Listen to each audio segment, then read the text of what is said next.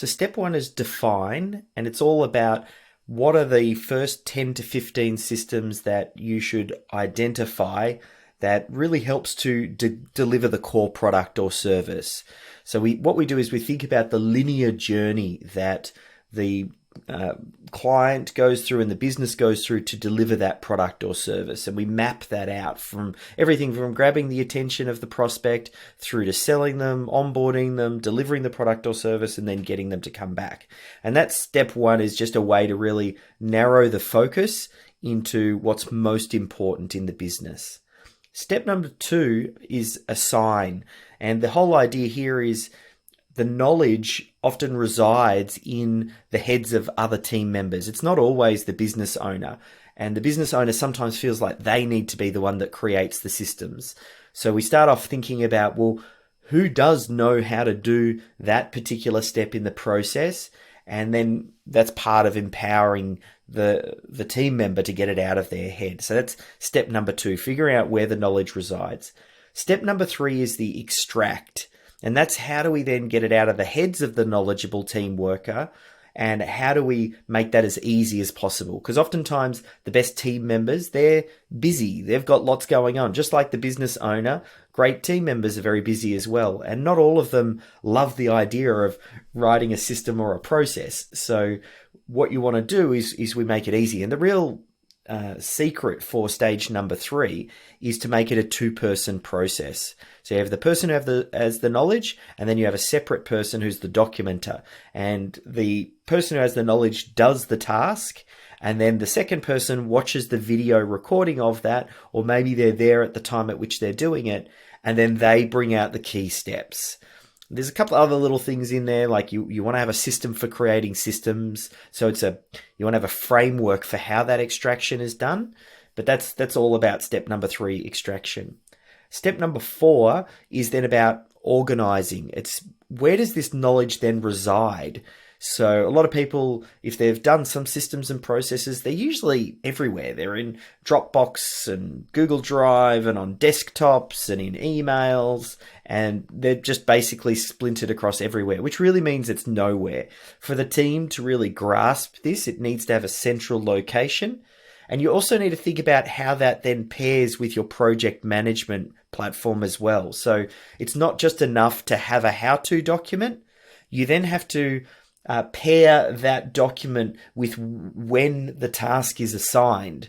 So that way you have very clear accountability. Who is doing what by when, and what is the outlined standard outlined by the system.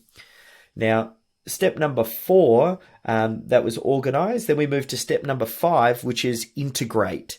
This is all then about how do we get the buy-in from the team, and how do we overcome resistance and challenges? Because sometimes some team members will go, oh, I've always done something this way. Why do I need to change? Or they don't want to shine a light on the work that they're doing because they've created a little black box around them, which helps to give them job security. There's a lot of reasons that team members may not buy in, and we need them to understand the benefits of business systemization for them, not just for the business. So that's around the integrate stage.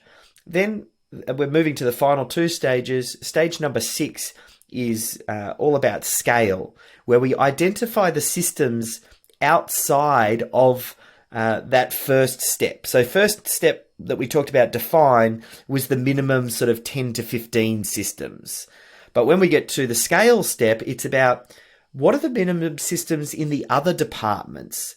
So what are the minimum systems for HR? So we're talking hiring and onboarding team members and managing those team members. What are the minimum systems for your finance department? What are the minimum systems required?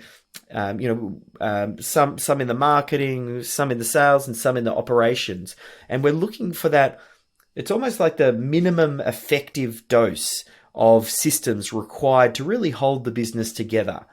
And sometimes for some reason, when people start to think about systemization, they think they have to systemize every corner of the business down to this micro detail. But the truth is that your business is kind of already functioning. things are kind of already happening. So it really is about finding the 80-20. What is the 20% of the systems that is delivering the bulk of that result for the business?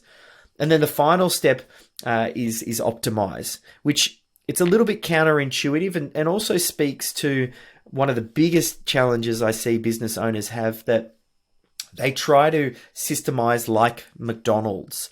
They try to make things just perfect. And they're looking to McDonald's as an example of what a systemized business looks like. And McDonald's has been systemizing for 60 years. And they've gone through many iterations and perfected this process. And then the business owner who's just getting started with business systems looks to the result of that 60 years of work and says, that's what I need to do. And then what that does is that then creates this hurdle that the business owner has to get over. And then that just creates a huge amount of resistance and they never get started. So optimize for me actually comes last. And I just teach people, capture what you're currently doing, capture the best practice, like find the team member who does that thing. Maybe it's answering the phone. Maybe it's issuing out an invoice. Maybe it's preparing a proposal. Whoever does that to the best standard currently, let's capture that as the process and let's bring everybody up to that standard, because you'll get a tremendous win just by doing that, rather than trying to get it just right and perfect and optimized. And also, it's not really possible to optimize until you have a baseline anyway.